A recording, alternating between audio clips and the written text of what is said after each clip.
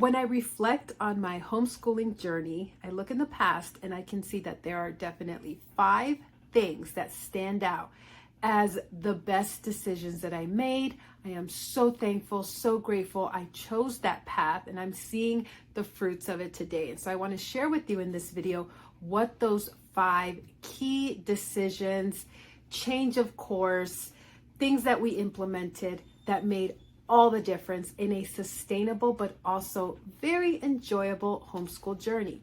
For those of you who might not be familiar with me, we have 6 kids, ages 16, and my youngest is now 7. And so there are many things looking back that, again, I'm so glad that we did. And yes, of course, there are some things too.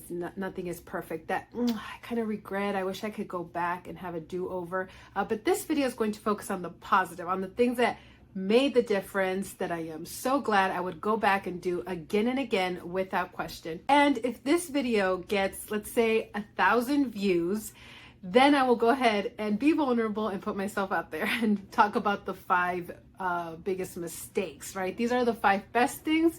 And so if there's enough interest with this video, we'll do a part 2 with the bad. But again, let's focus on the positive, the good, what worked, what created amazing results. So we're going to jump right in with number 1, and that is pausing on academics, not completely, but just taking a pause to first start off and focus on character development and training, manners, etiquette, and Bible.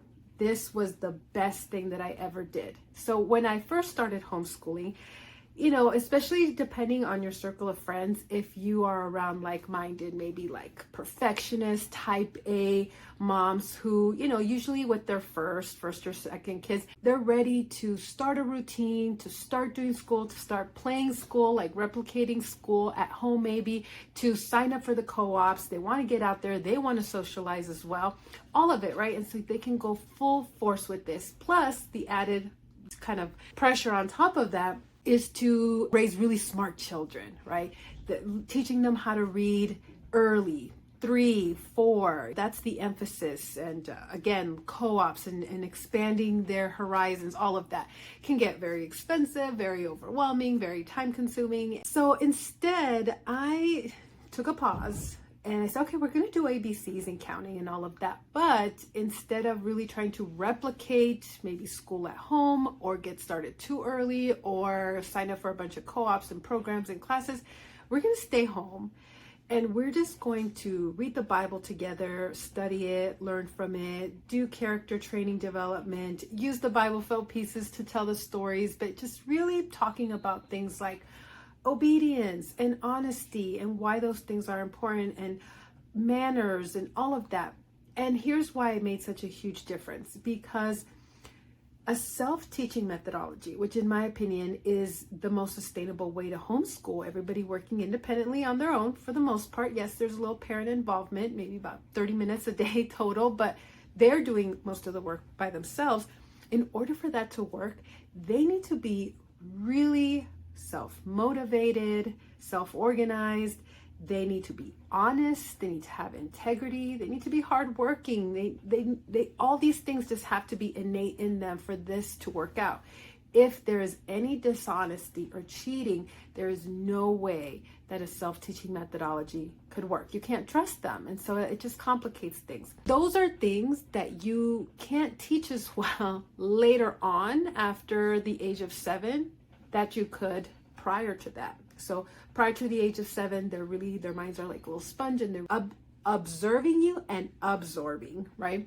Everything around them. And this is where it's shaping who they're going to be. These are the very formative years. So when you tackle that first and you kind of cement that into their personalities and who they are and knowing right from wrong and why we do certain things, how delayed obedience is disobedience, the concentration to be able to focus on one task and follow it through, and all of those things makes a huge impact on then how they're going to behave with school.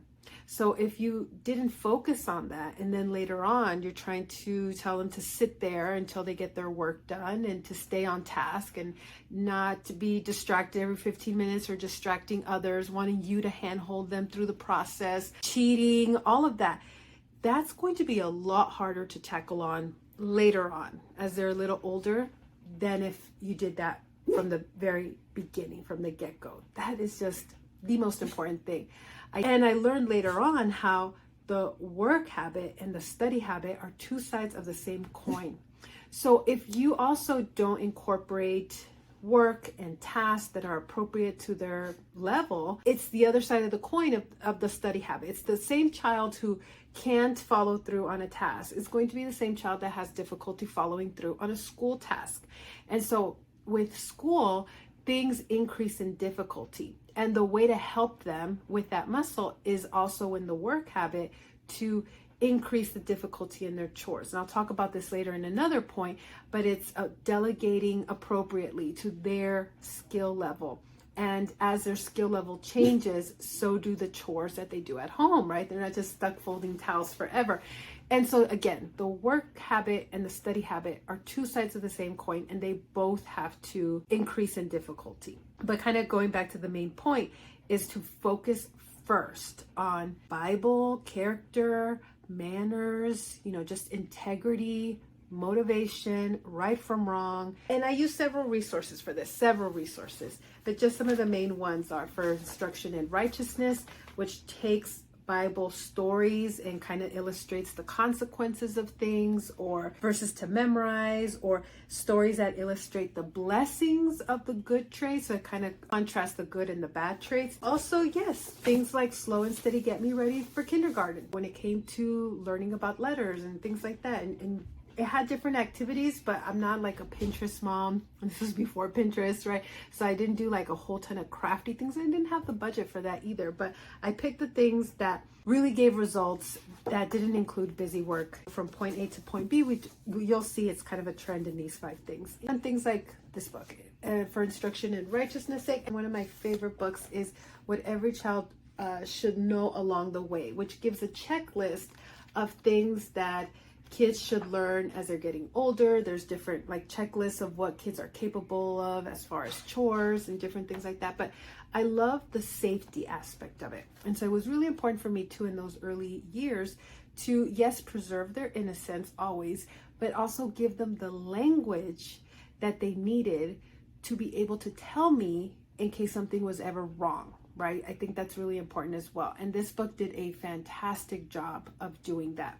So that is why I created too my course, Sustainable Pre-K, because I talked about these resources so much. And some of these are hard to find. Like this one is no longer in print and it can be pretty pricey to find online. Plus it didn't always use King James Bible versions, which is what I prefer. And I wanted to create a resource that took the best of all of these, no busy work, just really cut it down. And so that is Sustainable Pre-K.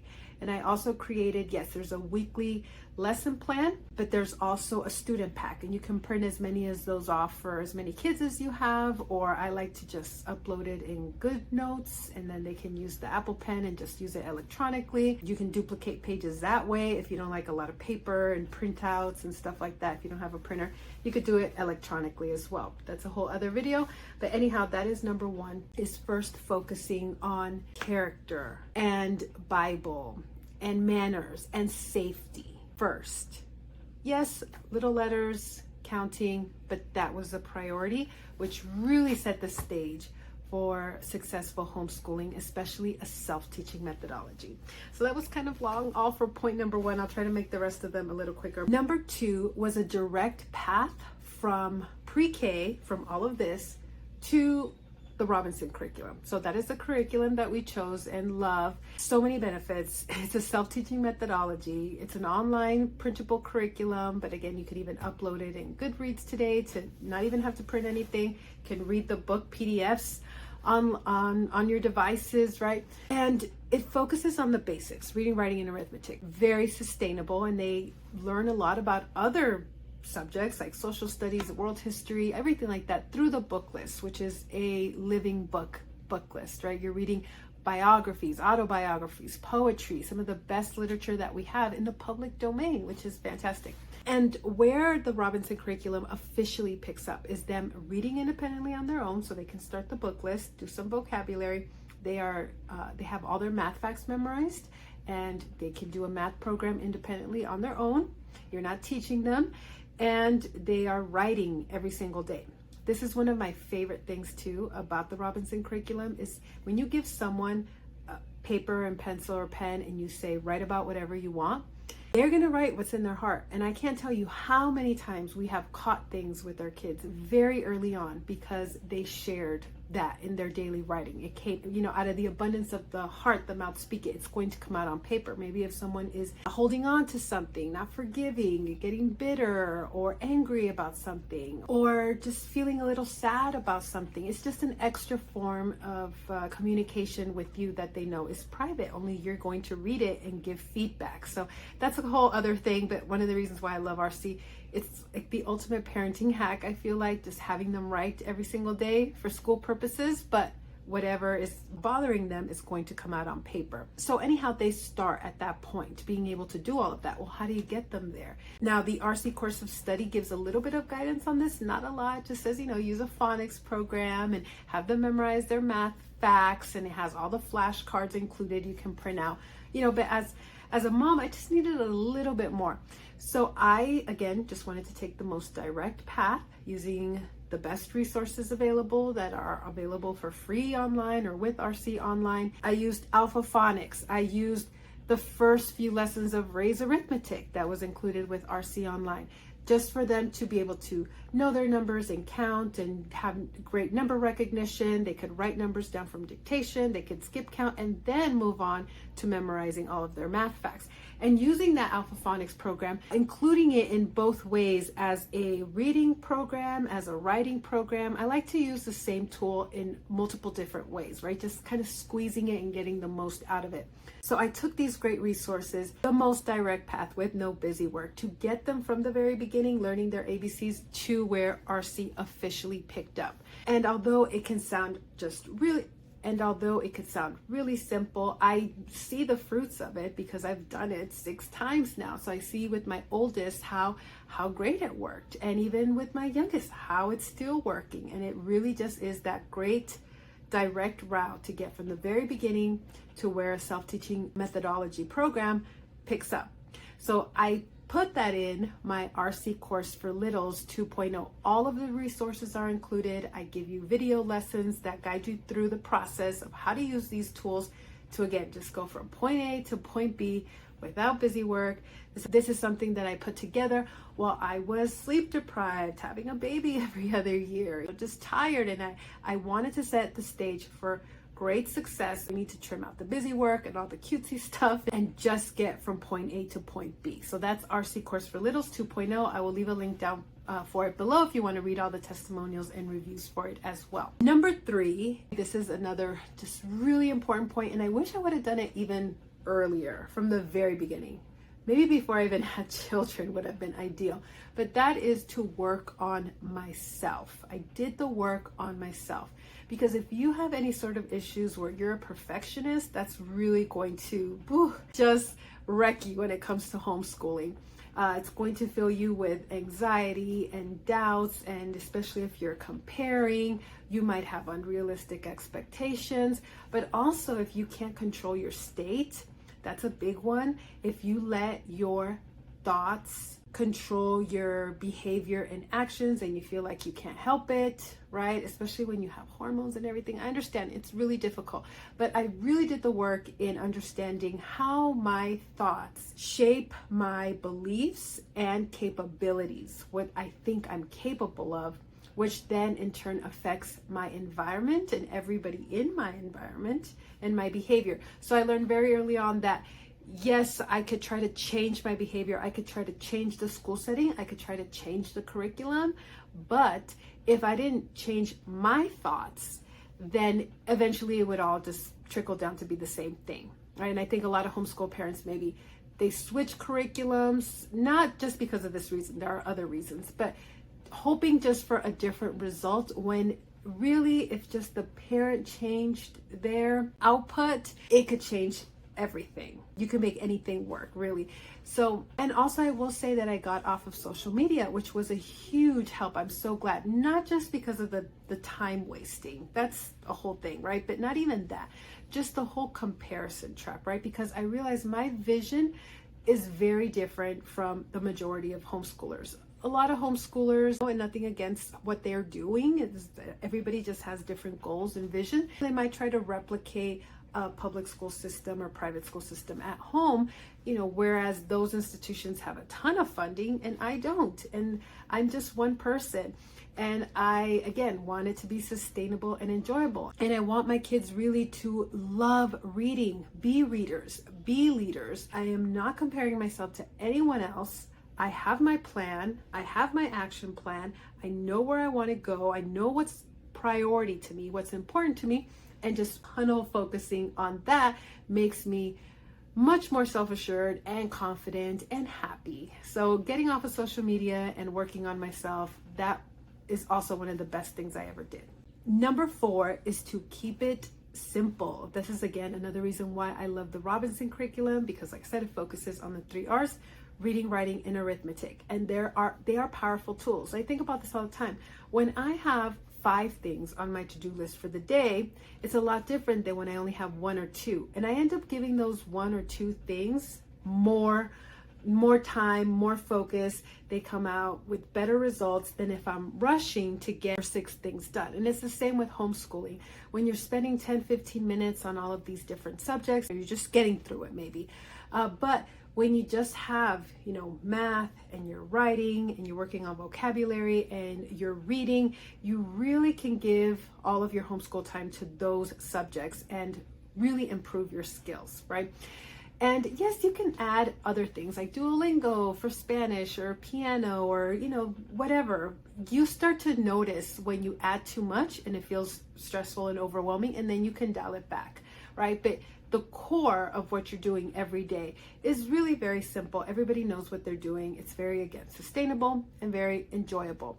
I also like to use, again, the same tools for various purposes. And the tools provided in the curriculum, I really, again, just like to squeeze it and get the most out of it. So for example, this is a 3rd reader, but I have the 2nd reader, and it comes with RC as well. I use that in my RC course for littles. Before I send them off to read the book list, they read out loud that book to me, a couple pages, like 1 story a day. And that way I can identify if there's any problems with phonics and we can go over it. But also if I have a struggling reader, again, I will go back to this and have them reread, and I will have them read out loud to me. And I will have them read out loud the 1 story a day to me, and then use the questions that are at the end of each story to test their reading comprehension, help them with that, use the vocabulary that's there as maybe copy work, sentences they can make using those words, using it as a spelling list, whatever it may be, right? So I like to use all the resources included and just repurpose them and just use them as much as possible. They're great resources. You don't need a new thing for each and every issue or subject. And that's where my course, Bridging the Gaps, comes in. So I took some of the best materials, again, available online, and I took some great assessments from online as well and created a video course where I show you, this is where you can see where they're at. Now, based on where they're at, here are some tools to help them improve those skills, because everyone's going to be different. The main goal here is not to, I just need to quickly catch them up to this grade level. Let's focus instead on, we just need to see improvements. They need to get better every day. And how do we do that? Well, here's the tools, and this is what you do every day, and you will see results. And I show you different strategies that actually kind of goes along with some of the self-improvement stuff that I've learned, how the brain operates, such as visual learning strategies to really get things in your long-term memory, but also learning how to learn. Like, how do you recall information that's in your brain? Because it's one thing to learn something, and it's another thing to be able to recall that information. But it's another thing to be able to recall that information. So that's all in my Bridging the Gaps course. I'll leave that in the description below. Ran my home. Okay. All right, and point number 5, kind of going along with the work habit, and point number 1 is I read this book, The E-Myth Revisited, and it's why most small businesses don't work and what to do about it. And I had a huge aha moment that running your home, your family is a lot like running a business. And you can either be sort of like a small business where the owner's trying to do everything and micromanaging and burn out, and the business kind of goes under, which a lot of small businesses do, or delegate in a very smart way, the way franchises do, to the lowest skill level possible, and foster that team spirit and having a set standard for doing things, a policy and procedures manual, just like a standard way of cleaning the bathroom, or, you know, different cleanup times throughout the day. Everybody knows what they're doing. That really makes a huge difference when it comes to homeschooling. When you have homeschooling built in to the routine of the day, to the schedule of the day. And I'm not talking about scheduling things down to the minute where you can't breathe. I'm talking about routines. I'm talking about having a standard way of doing things. I'm talking about bringing the whole family on board, delegating in that smart way. And I have a free 5-day challenge for you on this, how to run your home like a franchise. And it's a 5-day video series, 1 video a day with a homework assignment to help you go from absolute chaos to a well-run home step by step, using this sort of franchise model. So that has made a huge difference because our day runs so smoothly. Even if there's interruptions, we know how to pick it right back up again. Everybody knows what they're doing every day. There's a set way to do everything. I created even my own policy and procedures manual. I standardized as much as I could, automated as much as I could, and everything just flows really, really smoothly. So this makes a big difference when it comes to homeschooling as well. So those are the 5 best things that I did, hands down, when it came to homeschooling. I will leave as many helpful links and resources in the description down below. And again, if this video gets 1,000 views, I will go ahead and make a part 2 of the 5 worst things that I did, like my biggest regrets, which you do learn from those too. But I wanted to share with you first the wins. Now, I think you would really like this video, but YouTube's algorithm thinks you would like this video instead. So whichever one you choose, I will see you there. Bye for now.